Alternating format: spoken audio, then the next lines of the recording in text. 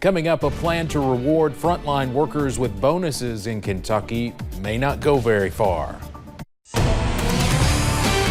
Dedicated to Eastern and Southern Kentucky, this is WYMT Mountain News at 11.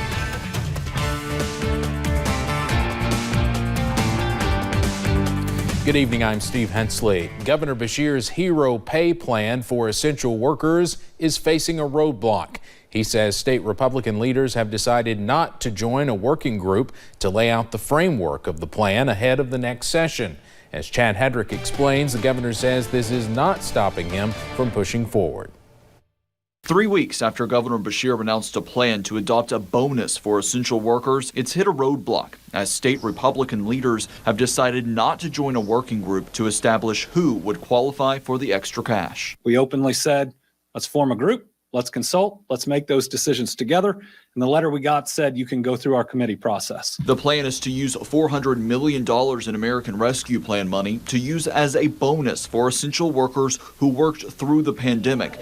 Beshear said the idea behind the working group was to have bipartisan support in determining who qualified for the bonus and how much was going to be given. I believe strongly that our people who've worked almost 2 years through this pandemic deserve appreciation, deserve encouragement. At the top of the list for the bonus would be healthcare workers. The Kentucky Nurses Association says the bonus would be a step of appreciation for a profession that has gone from being called heroes in the pandemic to getting attacked. And now they are despised and treated with incredible disrespect because they're asking people to wear a mask or to consider getting vaccinated. Delano Manson says the bonus is certainly something that would be appreciated by nurses and frontline workers and hopefully help with retention. She's encouraging everyone to get active in getting this first showing of appreciation passed. Write a letter to your legislator and say, support the nurses. Make sure we can retain the nurses. Let's show that we care for our nurses. In Frankfort, Chad Hedrick, WKYT.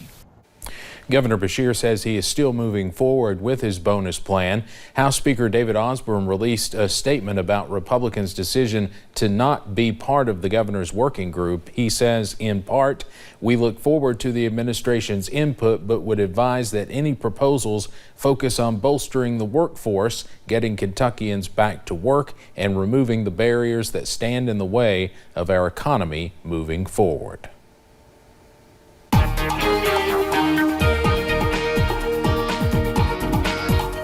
Well, our storm threat from earlier this evening is long gone at this hour, and we are cooling off quick as we head into the overnight. Outside right now from our camera at UVA Wise, or at least our time-lapse camera, you can see we did have a little bit of sunshine today. Nice little sunset.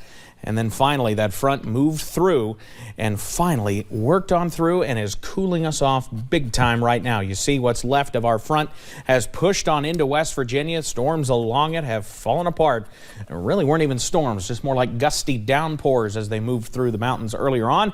And we're chilly now, down into the lower 50s compared to some places that got to near 70 earlier on today.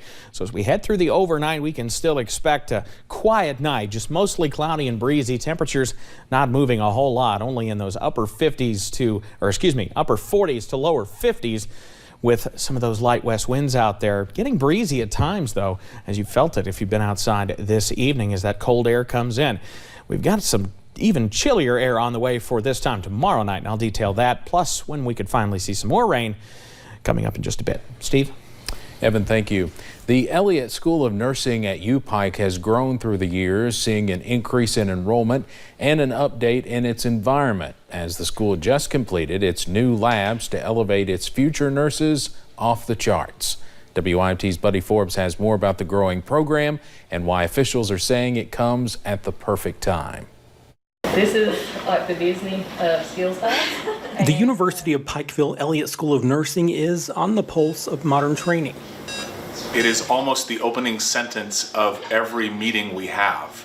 we need more nurses. Working to help fill a need in the medical field. We see the immediate need of growth within this community and being able to balance that with the demand of students. By filling a new skills lab and simulation lab with students who are eager to get to the front lines. We are moving forward as quickly as we can to increase the size of the nursing class, to continue to improve the quality of nurse that we put into the community, and to meet the needs of Eastern Kentucky and the Commonwealth of Kentucky. With a new training facility and state-of-the-art equipment to provide a foundation for the future healthcare workers to build their careers as nurses. Because we try to use real, just like you would use in the hospital, but only we use it on these guys. It helps them to have confidence in their skill set. It helps them to be able to move into that setting in a hospital so that they can take care of patients with confidence and with security.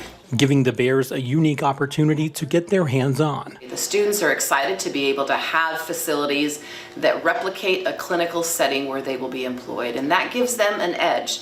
It gives them an edge when they apply, and it gives them an edge during that first year as part of the orientation process. To give them a paw up. This is, in many ways, just a down payment on that investment. Before they scrub in. In Pikeville, Buddy Forbes, WYMT Mountain News. The upgrades were funded by a private donor, and UPike President Dr. Burton Webb says that donation was the only reason the school was able to see this dream happen so soon. Under the leadership of President Joe Stepp, Alice Lloyd College in Knott County continued a mission to offer an affordable, character-driven education to folks in Appalachia. President Stepp will transition to the role of chancellor on August 1st, 2022. His brother Jim Stepp has served as vice president for 22 years and has now been appointed the new president. We're the only four-year degree granting college in the world that recruits exclusively rural Appalachia. And we know that 83% return back home. During President Stepp's tenure, the college endowment increased by $47 million. A big step in providing faster internet in the mountains. Lieutenant Governor Jacqueline Coleman joined local leaders and SOAR to announce grant funding allowing Eastern Kentucky electric cooperatives to participate in broadband expansion across the region. Local leaders say broadband is a utility now, not just something people in rural areas dream of. It's something we have to have. As more people began working and learning from home during the past year and a half, providing affordable yet fast internet to rural communities is more important than ever. We want our students, no matter where they live, to be able to learn. We want our communities to be able to attract new businesses and for Kentucky's economic development to continue to prosper. Cumberland Valley Electric is the first electric cooperative in Eastern Kentucky to take a public step forward into the high-speed internet arena. A church in Letcher County held a ribbon-cutting ceremony today for its new food pantry. Members of New Freedom Worship Center in Jenkins opened the Vision Food Pantry to the public, accepting food donations and volunteers. The service is designed to help those in need. Pastor Danny Quillen says they hope to expand to donations of furniture and clothing. As soon as we get us another building, we'll be getting trucks in with furniture and clothing, and we're going to continue. We've done that in time past. When we get us another building, we're going to continue to do that. We want to expand it all we can. Quillen says right after the ribbon was cut, they immediately started handing out food boxes. It was a dreary day in Eastern Kentucky, and many are mourning the death of bluegrass music pioneer Sonny Osborne of the Osborne Brothers. Osborne found great success with his brother Bobby, and the two used some of that success to give back to their hometown of Thousand Sticks in Leslie County. Sonny's legacy lives on through the Osborne Brothers Music Festival, the Thousand Sticks Volunteer Fire Department, and the lives he touched throughout his musical journey. The impact is just not able to be boiled down in a single statement. The only word I can think of is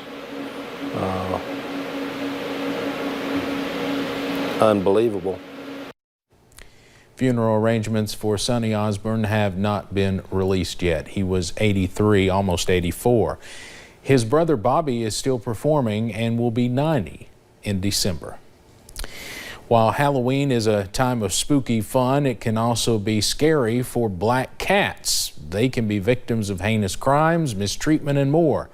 The superstition surrounding these animals is so bad during the Halloween season, staff at the Harlan County Animal Shelter say many shelters, including theirs, stop black cat adoptions for their safety. The owner of 2 black cats says the mistreatment is heartbreaking. It's sad to think that there are people out there who might own a black cat, that mistreat it just because of that. Just because thinking that it might bring bad luck, they'll go set it out on the side of the road. It's not right. Gross says while every animal deserves love, she hopes people will look at black cats in a better light. The city of Salyersville is getting spooky with the annual Salyersville Renaissance Ghost Walk Thursday. More than 20 businesses and organizations plan to hand out treats from various spooky stations in the city park, and the library has lined the streets with a pumpkin scavenger hunt to offer a little extra fun along the route. Mayor Pete Shepherd says it's all about offering a little autumn amusement to the community. Plan on having a lot of scary ghouls and goblins and all kinds of things in City Park, and let the kids come out. And after that, we've got our Thriller in the Street dance, which we've had over the last few years. The event kicks off Thursday night at 6. Near the end of the event, the street in front of the Justice Center will close for the dancing students to thrill the town with a little extra Halloween fun. Coming up at 11, a groundbreaking in Laurel County for a new construction project. What officials are saying about the long-awaited industrial park. And plenty of more rain where today's came from on the way later this week. I'll break down all of those rain chances and when we can see some dry time as well.